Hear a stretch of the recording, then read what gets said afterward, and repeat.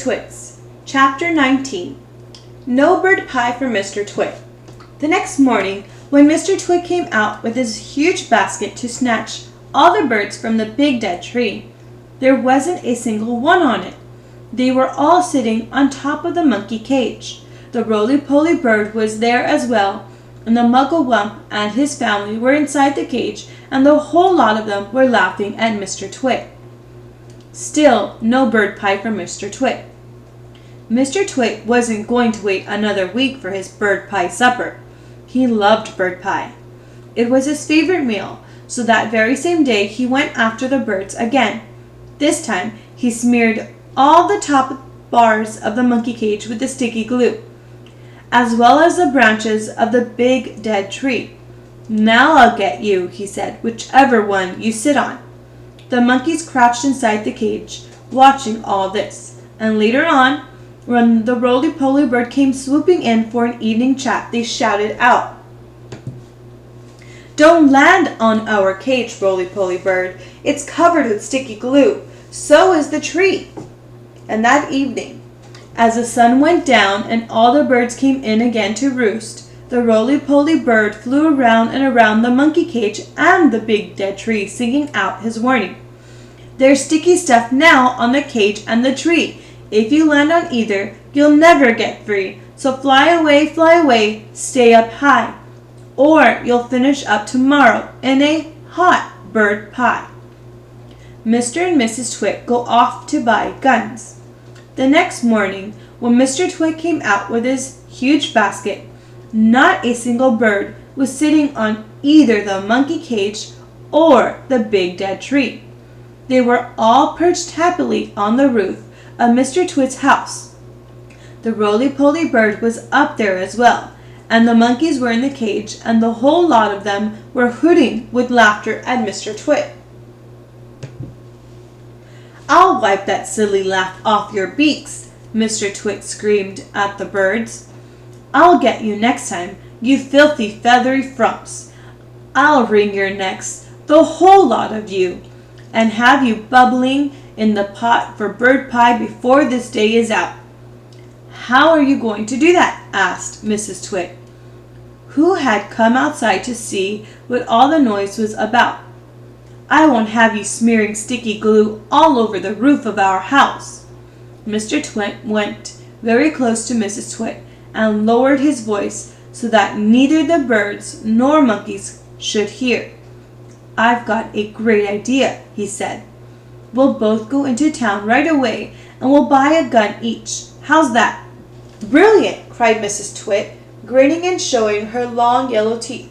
"We'll buy those big shotguns that spray out 50 bullets or more with each bang." "Exactly," said Mr. Twit.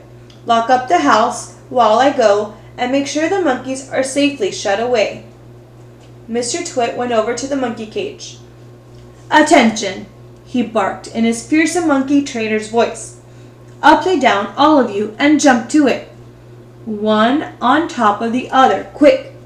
Get on with it or you'll feel Mrs. Twit stick across your backsides." Obediently, the poor monkeys stood on their hands and clambered one on top of the other, with Muggle-Wump at the bottom and the smallest child at the very top. "Now stay there till we come back," Mr. Twit ordered. "Don't you dare to move, and don't overbalance. When we return in 2 or 3 hours' time, I shall expect to find you all in exactly the same position as you are now. You understand?" With that, Mr. Twit marched away, Mrs. Twit went with him, and the monkeys were left alone with the birds. Muggle-Wump has an idea. As soon as Mr. and Mrs. Twit had disappeared down the road, the monkeys all flipped back onto their feet the right way up. "Quick, get the key!" Muggle-Wump called out to the roly-poly bird, who was still sitting on the roof of the house. "What key?" shouted the roly-poly bird. "The key to the door of our cage," cried Muggle-Wump. "It's hanging on a nail in the workshed.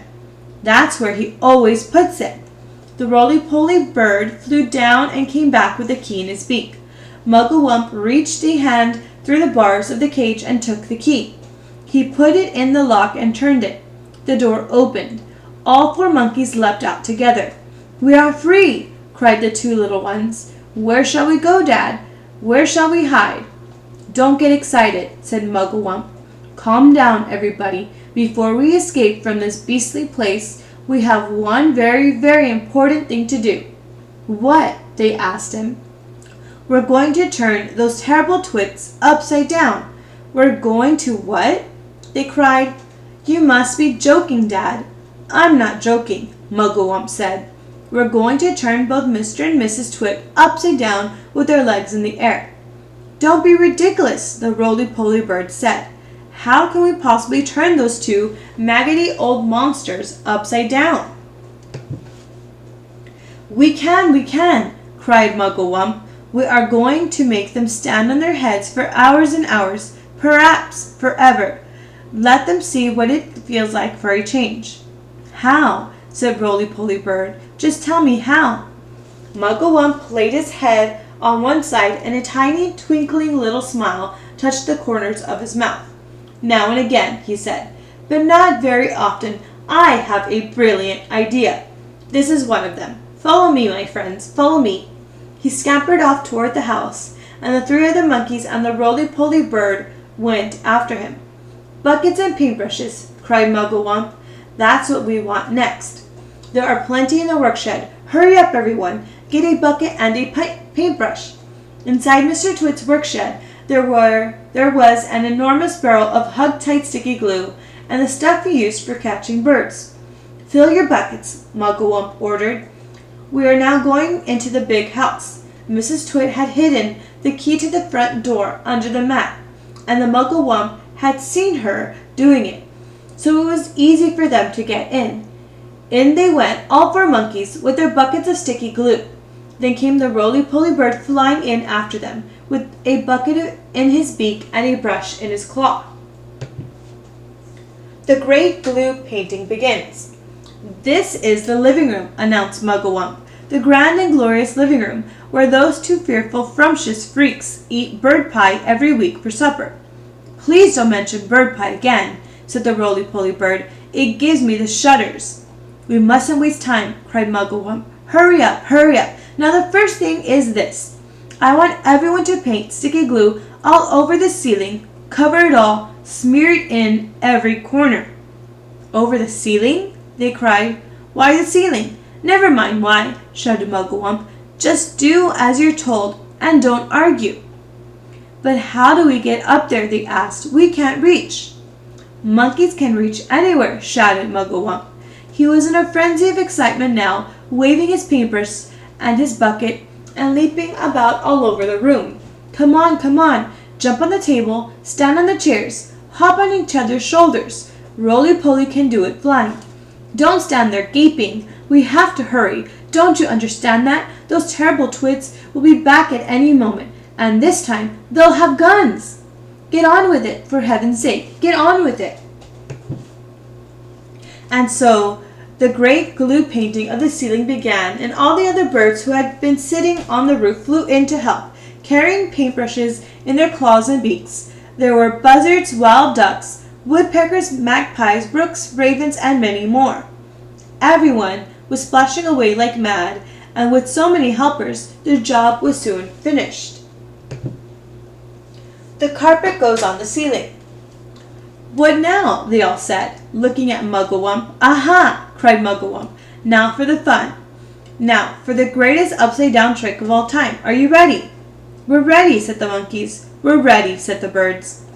"Pull out the carpet," shouted Muggle-Wump.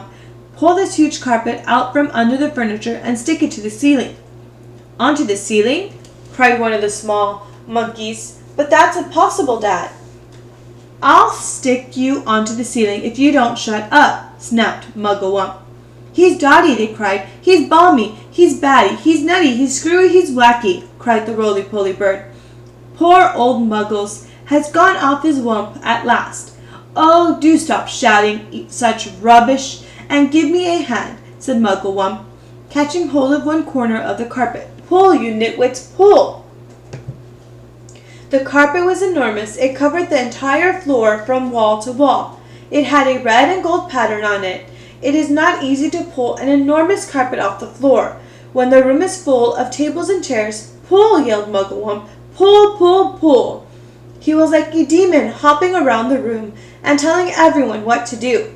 But you couldn't blame him. After months and months of standing on his head with his family, he couldn't wait for the time when the terrible Twits would be doing the same thing. At least, that's what he hoped. With the monkeys and the birds all pulling and puffing, and the carpet was dragged off the floor and finally hoisted up onto the ceiling. And there it stuck. All at once, the whole ceiling of the living room was carpeted in red and gold.